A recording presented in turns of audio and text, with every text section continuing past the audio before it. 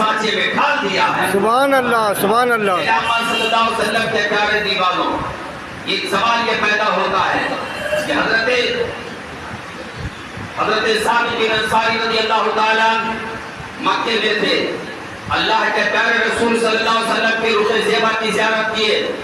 ہو سکتا ہے مکے کے پہل باغ میں دوسرے ملک میں ان سے زیادہ حسین و جمیل کوئی ہو، ان سے سوال کرنے والے سوال کر سکتے ہیں کہ ہو سکتا ہے امریکہ میں ان سے زیادہ خوبصورت کوئی ہو، یا ملیشیا میں ان سے زیادہ خوبصورت ہو، یا ان سے زیادہ روس میں کوئی ان سے زیادہ خوبصورت ہو، مگر یہ حضرت حسان بن ثابت کیسے کہہ دیے کہ اللہ کے پیارے رسول سب سے خوبصورت ہے۔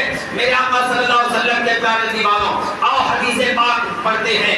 اللہ کے پیارے رسول صلی اللہ علیہ وسلم ایک روز حضرت جبریل امین سے پوچھتے ہیں، اے جبریل، تم تو مشرق بھی دیکھے ہو، مغرب بھی دیکھے ہو، شمال بھی دیکھے ہو، جنوب بھی دیکھے ہو، تحت الثری بھی دیکھے ہو، عرش معلیٰ بھی دیکھے ہو، ساری دنیا کا چکر لگائے، مگر اے جبریل یہ بتاؤ کیا مجھ سے زیادہ حسین و جمیل کسی کو دیکھا ہے؟ تو حضرت جبریل امین طلب مصطفیٰ کو چوم کر کے آپ عریضہ پیش کرتے ہیں، یا رسول اللہ خلقت الارض مشارقها ومغاربها، یا رسول اللہ میں نے ساتوں زمین کو اور ساتوں آسمان کو دیکھا، مشرق کو بھی دیکھا، مغرب کو بھی دیکھا، شمال کو بھی دیکھا، جنوب کو بھی دیکھا، مگر یا رسول اللہ میری آنکھوں نے اتنا حسین و جمیل کسی کو دیکھا ہی نہیں ہے۔ سبحان اللہ سبحان اللہ۔ میرے آقا صلی اللہ علیہ وسلم کے پیارے دیوانوں، اعلیٰ حضرت عظیم البرکت فرماتے ہیں کہ یہی بولے سدرا والے، چمنے جہاں کے تھالے، سبھی میں نے چھاٹ ڈالے، تیرے پائے کا نہ پایا، تجھے یک نہ ایک بنایا، تجھے حمد ہے خدایا۔ سبحان اللہ سبحان اللہ۔ آقا صلی اللہ علیہ وسلم کے پیارے دیوانوں، حضور صلی اللہ علیہ وسلم کی ذات گرامی ہے، آقا دو جہاں صلی اللہ علیہ وسلم ہر شے کے لیے رسول بن کر آ رہے ہیں، تو عالم یہ ہے کہ کائنات کا ذرہ ذرہ جگمگا رہا ہے۔ آقا دو جہاں صلی اللہ علیہ وسلم جب اس خاکدان گیتی پر تشریف لائے تو تشریف لانے کے بعد آقا دو جہاں صلی اللہ علیہ وسلم آپ تشریف لاتے ہیں، اور تشریف لانے کے بعد آپ نے یہ دیکھا، سارے لوگوں نے یہ دیکھا کہ مکے میں گلی گلی سے خوشبو آ رہی ہے، اور مشک کی خوشبو آ رہی ہے، بھیلی بھیلی خوشبو آ رہی ہے۔ آقا دو جہاں صلی اللہ علیہ وسلم اس خاکدان گیتی پر تشریف لائے، اور تشریف لانے کے بعد قبیلے بنو سعد سے تعلق رکھنے والی ایک عورت حلیمہ خاتون بھی تھی۔ حضرت حلیمہ خاتون جو ہے وہ بڑی قلاس تھی، بڑی غریب گھرانے کی تھی، مگر دیکھو اللہ کے پیارے رسول صلی اللہ علیہ وسلم کے پیارے دیوانوں، عورتیں جو ہے آپس میں میٹنگ کرتی ہیں، عورتیں جاتی ہیں اور جانے کے بعد کہتی ہیں، حلیمہ کیا تم جو ہے مکے میں نہیں چلو گی؟ تمہارے گھر میں دیکھ رہی ہوں کہ 3 دن ہو گیا ہے تمہارے چولہے میں آگ نہیں جلی ہے، اے حلیمہ چلو مکے میں، وہاں سے کچھ بچے لے کر کے آتی ہوں اور پھر ان کی پرورش کروں گی، پھر انہیں لے جا کر کے مکے میں ڈال دوں گی، انہیں چھوڑ کر کے آؤں گی، ہم لوگوں کو مالا مال بھی کر دیا جائیں گے اور ہمیں جو ہے مال کرام بھی مل جائے گا، اے حلیمہ تم میرے ساتھ مکے میں چلو۔ حضرت حلیمہ سعدیہ کہتی ہیں، میرے پاس تو کوئی سواری بھی نہیں ہے، ایک ہی اونٹنی ہے جو بہت بیمار ہے، یہ چل نہیں سکتی ہے، میرے پاس کوئی سر و سامان نہیں ہے، میں لے کر کے کیسے چلوں؟ مگر عورتوں کے کہنے کے بعد جو ہے حضرت حلیمہ سعدیہ تیار ہوتی ہیں، اور تیار ہونے کے بعد چلی جا رہی ہیں، چلتی جا رہی ہیں۔ عورتیں جو تیار کی تھی وہ 9 عورتیں لے کر کے حضرت حلیمہ کو آگے چل رہی ہیں اور چلتی جا رہی ہیں، کیونکہ پہلے جو عورتیں وہ چلی تھی اور وہ چلنے کے بعد ان کی سواریاں تیز تھی، پرواز تھی، اور وہ چلتی جا رہی ہیں۔ مکے میں پہلے پہنچ گئی، مکے میں پہنچنے کے بعد وہاں سے بچوں کو لی اور لے کر کے واپس آ رہی ہیں۔ حضرت حلیمہ سعدیہ کی اونٹنی بہت بیمار تھی، بیماری کی وجہ سے 9 مقامات پر وہ اونٹنی بیٹھ گئی ہے،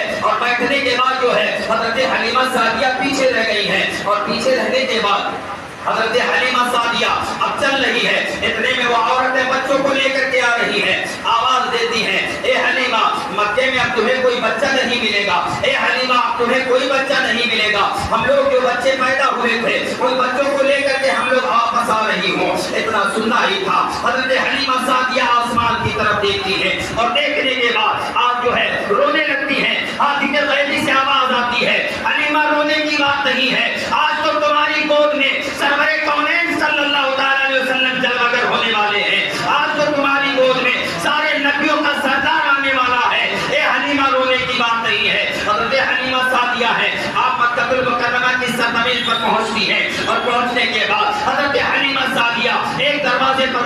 دیتی ہیں, آواز آتی ہے کون ہو؟ حضرت حلیمہ سعدیہ کہتی ہیں میں قبیلے بنو سعد سے تعلق رکھنے والی ایک عورت حلیمہ خاتون ہوں. اتنا سننا ہی تھا, اندر سے آواز آتی ہے حلیمہ میرے پاس کوئی بچہ نہیں ہے, تم کسی اور دروازے پر چلی جاؤ. حضرت حلیمہ سعدیہ ہے دوسرے دروازے پر جاتی ہیں, پھر آپ جو ہے دستک دیتی ہیں, آواز آتی ہے کون ہو؟ حضرت حلیمہ سعدیہ کہتی ہیں کہ میرے پاس جو ہے میں قبیلے بنو سعد سے تعلق رکھنے والی ایک عورت حلیمہ خاتون ہوں. اتنا سننا ہی تھا کہ اندر سے آواز آتی ہے حلیمہ میرے پاس کوئی بچہ نہیں ہے, تم چلے جاؤ سردار قریش حضرت عبد المطلب کے وہاں ایک بچہ پیدا ہوا ہے, اسے لے لو اور اپنی آبادی میں چلی جانا. حضرت حلیمہ سعدیہ جاتی ہے اور جانے کے بعد جو ہے اور اس بچے کو لوگوں نے کیوں نہیں لیا تھا, وہ سب لوگ سنے تھے کہ یہ بچے کی پیدائش سے پہلے جو ہے اس بچے کے باپ کا سایہ سر سے اٹھ چکا ہے, یہاں کچھ مال و اکرام نہیں ملے گا, یہاں روپیہ پیسہ نہیں ملے گا,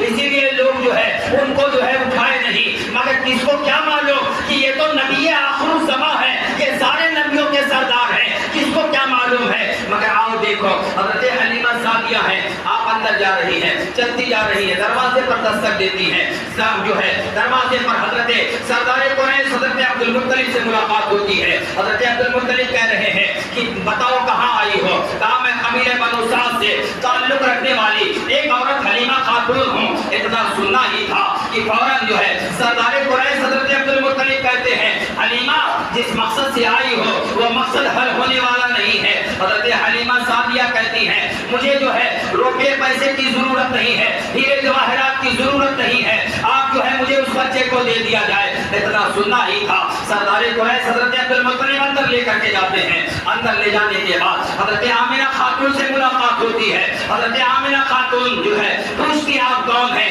انہوں نے کہا کہ میں قبیلے بنو سعد سے تعلق رکھنے والی ایک عورت حلیمہ خاتون ہوں. اتنا سننا ہی تھا حضرت آمنہ خاتون بزارو قطار رونے لگی, کہتی ہے بہن حلیمہ تمہیں جو ہے تم مال و اکرام کی لالچ سے آئی ہو, مگر یہاں تمہیں کچھ ملنے والا نہیں ہے, کیونکہ اس بچے کے باپ کا سایہ سر سے اٹھ چکا ہے, پیدائش سے پہلے ہی باپ کا سایہ اٹھ چکا ہے, یہ تو درے یتیم بن گئے ہیں. اتنا سننا ہی تھا حضرت حلیمہ سعدیہ کہتی ہیں بہن مجھے پیسے کی ضرورت نہیں ہے, اس بچے کو مجھے دکھا دیا جائے اور اس بچے کو مجھے دے دی جائے, میں اسے لے کر کے اپنی آبادی میں جانا چاہتی ہوں. حضرت حلیمہ سعدیہ کو حضرت آمنہ خاتون اندر لے جاتی ہیں. کیا دیکھتی ہیں؟ اللہ کے پیارے رسول جھولے میں آرام فرما ہے, جھلانے والا جھلاتا جا رہا ہے, جھولنے والا جھولتا جا رہا ہے. جب اس حدیث پر اعلیٰ حضرت کی نگاہ پڑی تو بریلی کے تاجدار ارشاد فرماتے ہیں کہ جس شان سے لیٹے ہیں حلیمہ کے دلارے,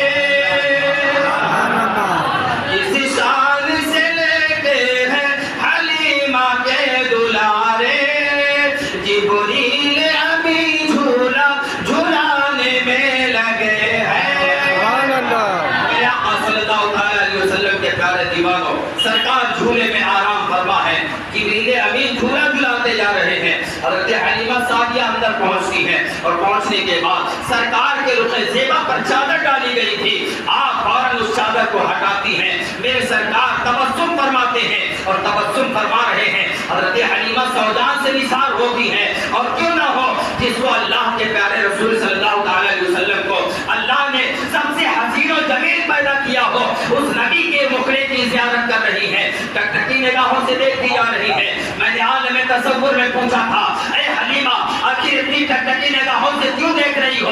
حضرت حلیمہ سعدیہ کہتی ہیں نادان, ارے میں دیکھ رہی ہوں تو کیا دیکھ رہی ہوں؟ حضرت جبریل امین آ رہے تو اسی طرح دیکھ رہے ہیں, سبحان اللہ, سبحان اللہ. تو اسی طرح دیکھتے جا رہی ہیں, لہذا میں دیکھ رہی ہوں تو کیا دیکھ رہی ہوں؟ میرے آقا صلی اللہ علیہ وسلم کے